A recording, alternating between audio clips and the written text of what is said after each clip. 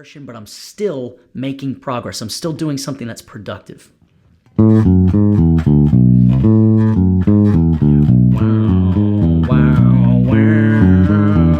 Great guitar solo, by the way.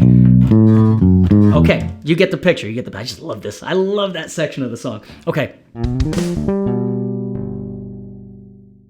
Okay, so I'm going to show you how to divide up your practice sessions into 3 parts. However, these 3 parts don't have anything to do with what you're going to practice or how long you're going to practice. Instead, you, as someone with limited time and willpower, need to be a little bit more creative with your practice. So my framework that I think works better is to divide your practice up into 3 parts. Part 1, the first part is deep focus. The second part is light focus. And the third part of your practice is going to be rehearsal. Okay, so how does that work? All right, look, we're going to start with the first one because this deep focus practice, the first part, is where you're going to make the most gains and improvement as a player. However, it really is up to you what you do here and how long you do it. Let me show you. So, deep focus practice has 2 requirements for it. Deep focus practice is when you must do something that you need to slow down and make smaller. So that's the 2 things, slow and small. This is going to be a huge theme for this practice framework. What do I mean by slow and small? Okay, so first let's pick something we want to practice. Deep focus practice, your first section of practice always is what you want to prioritize getting better at. Where do you want to make your improvements? So let's say I want to get better at playing a part of a song. One that I love to talk about is, let's talk about Tom Sawyer by Rush, okay? This is like this tune is like a rite of passage I think, for bass players. And it's got a really cool passage in it where during the guitar solo where the bass line is...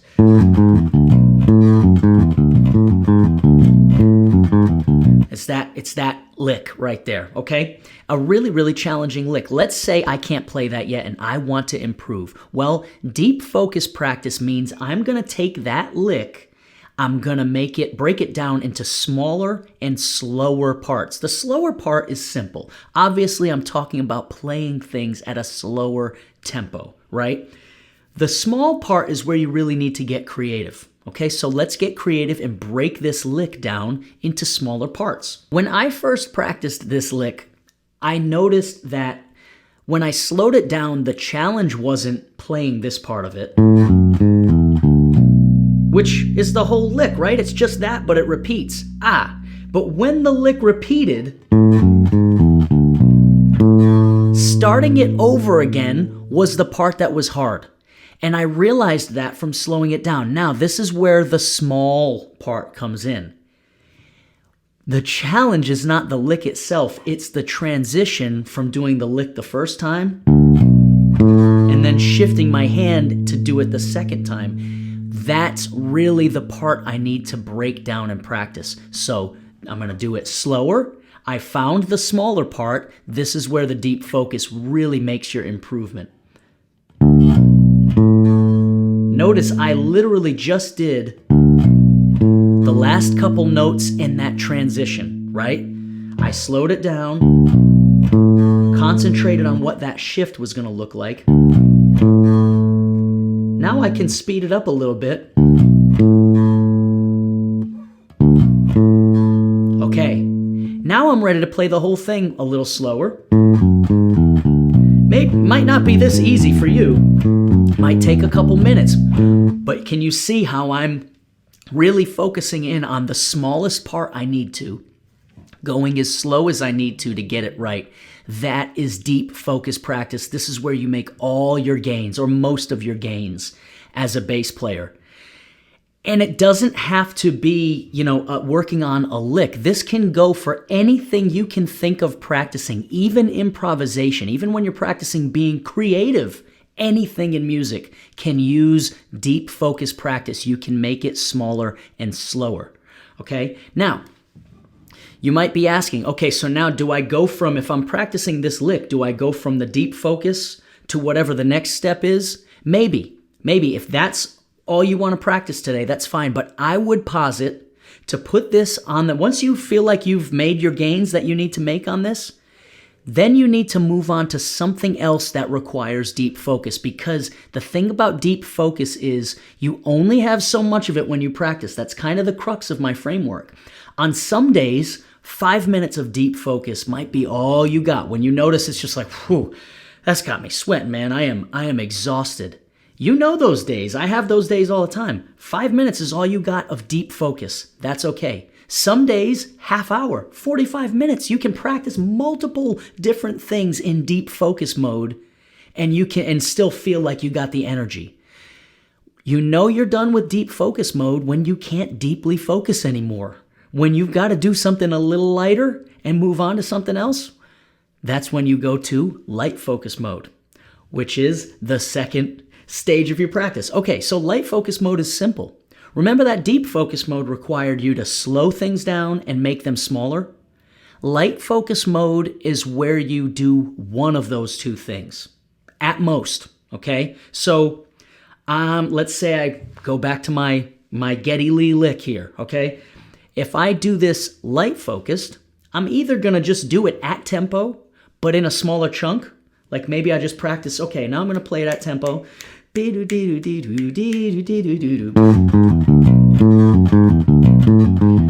see how many times I can go through it before I break down. That's great. Let's say I can go through it twice before I kind of like fall apart. Okay, that's 2. Now again, this is not, you're not going to have to exert yourself mentally as much here. You don't have the energy to do it. So what I'm going to do is I'm going to go, okay, I got it twice at tempo. Let me see if I can get it 3 times. Let's go for 3 times. Ooh, got it 4. Whatever that is, okay? It's less exertion. You're still focusing. You're still making progress, but I did it at tempo and in a smaller chunk. Or do I want to do it slower and do the whole guitar solo? See how slow I need to go to play the whole solo. Again, less mental exertion, but I'm still making progress. I'm still doing something that's productive. Wow.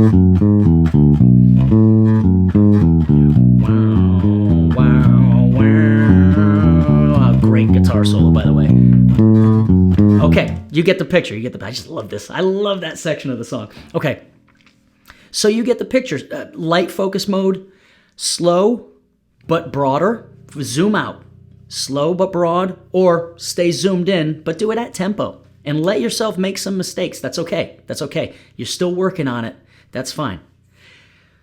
Light focus mode is easier, therefore you can probably last a longer time in light focus mode and do more things than you can in deep focus mode. That's okay. Again, it depends on the day. So if I have an hour to practice, let's say I've got the energy to do deep focus mode for 15 minutes. Maybe I want to do light focus mode for like 15 or 30 minutes. Again, it's up to you. It's what you feel like you want to do at the time. What's making you enjoy the bass the most? Do you have a little more in you for some more deep focus? Do you need to lighten it up a little bit? There it is. Okay, so that's light focus mode. This is definitely a gray area here. Like you're definitely trying to make progress, but you're not like doing the sweaty stuff. You know what I mean? Okay, the last stage of your practice session can be rehearsal mode. Rehearsal mode is simple. This is where you run through things that are familiar to you. You're not necessarily working on them. You're not trying to get better at them per se. You're just enjoying running through songs, going through scales that you already know, doing the things that remind you why the bass is fun. Okay, should this part of practice be the longest? Probably not, but some days it will be. Again, it depends on your willpower. As long as you get a little bit of the deep focus in, some light focus in, and some rehearsal, you're going to make progress. That's what practice is all about. Some days it's going to be 5 minutes, 15 minutes, and 30 minutes. Some days you're going to do the deep focus for 30 minutes and be feeling great about it. You do the light focus for 10 minutes and then rehearse for 10 minutes. It really is up to how you feel that day. Don't try to prescribe yourself a time limit on these. It doesn't work. That's not the most productive thing you do. The thing about rehearsal is you want to end your practice session doing something that makes you want to come back to the bass tomorrow. That's the important part, okay? And on top of it, rehearsal mode is a great time to make decisions about what should be in deep focus mode. For example, let's say I go into rehearsal mode on Tom Sawyer. I go, okay, I'm just going to do a run through, see where I'm at on this song. And you get to another part of the song,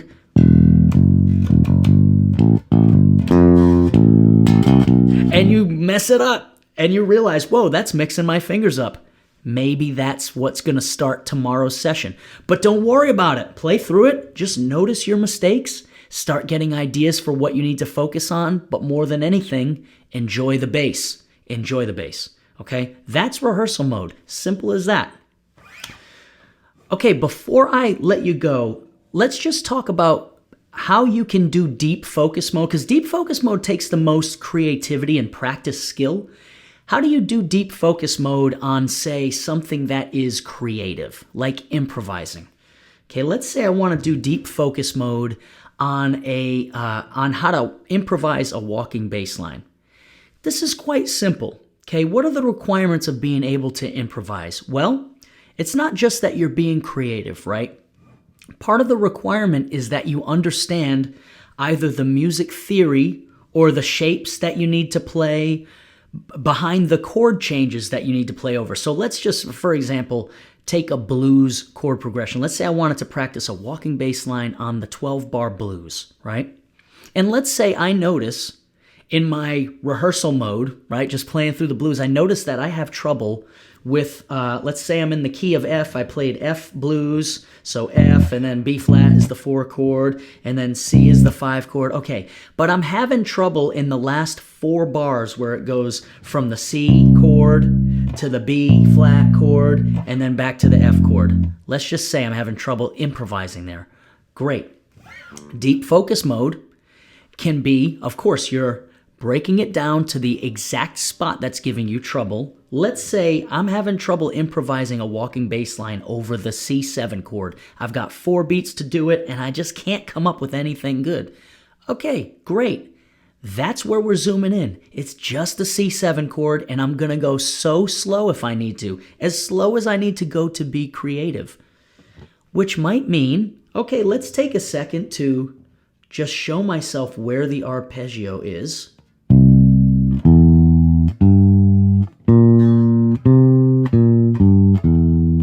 Okay, let's play that in a couple spots. Maybe I play those notes in a couple spots.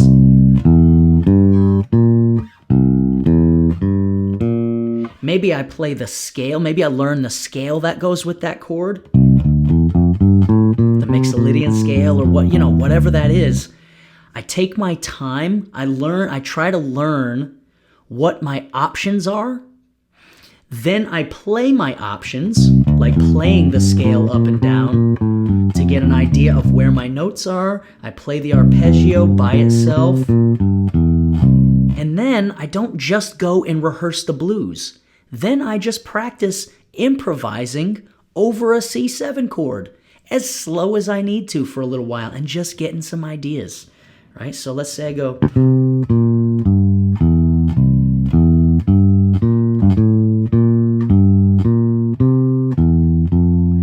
Just do that for a while. For me, that's slow enough. That might be too fast for you.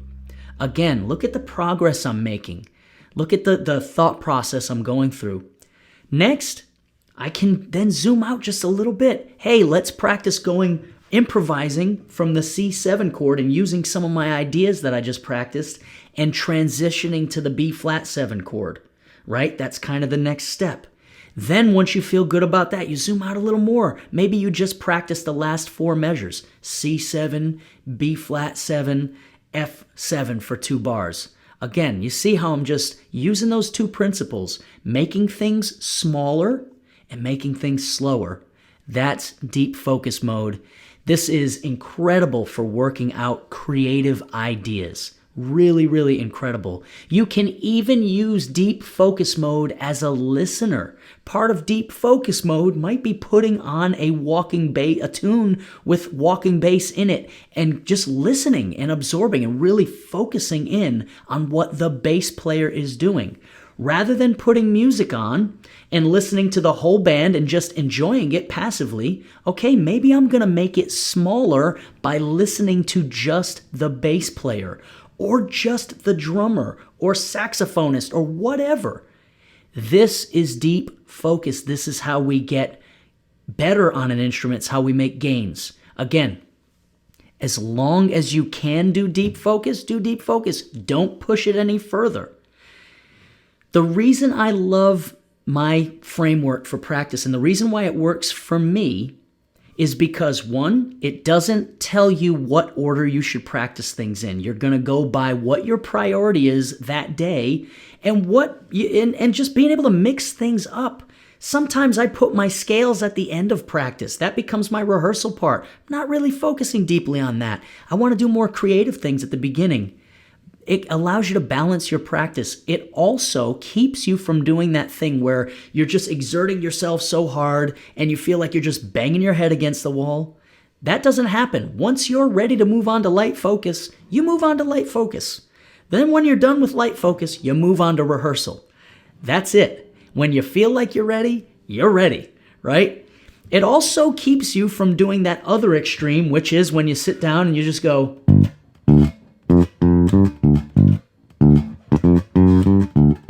practice this a million times, right? And I'm not getting better at anything. I'm just rehearsing things. I'm just noodling. I'm just, right? Stay away from this. You don't have to stay away from that completely. That belongs at the end of your practice session, right? Okay. I think I've made my case. I hope that idea works for you. I know it did for me. Just a quick, I don't mean to, if you've watched this long, thank you for hanging. Thanks for hanging with me. I'll just tell you, when I was going to music school, man, I just would marvel at some of the other students who could be in a practice room for literally 6 hours at a time. 8 hours at a time sometimes. They'd have a day off from classes, go in at 8 o'clock and leave at 4. I couldn't believe it. I could not do that. I noticed maybe I just wasn't built for that. But I did notice that when I started my practice and really, really focused hard, whether it be for me, I'd say my limit is like 45 minutes to an hour of that deep focus, that I would make a lot of progress. And then if I spent the rest of my time, which sometimes was most days when I was in music school, I did practice a lot, 2 to 4 hours, I would say. But when I would make sure I made time to just play, then I noticed that I wanted to come back the next day. So just to give you my 2 cents on why this has helped me.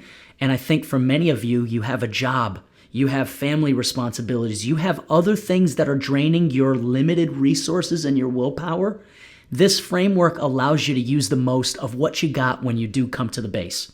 So yeah, I'm in the mood to do some practicing, actually. All that talk's making me want to practice some jazz. So I'll see you guys. Take it easy. I hope this was helpful. See you guys on the next one.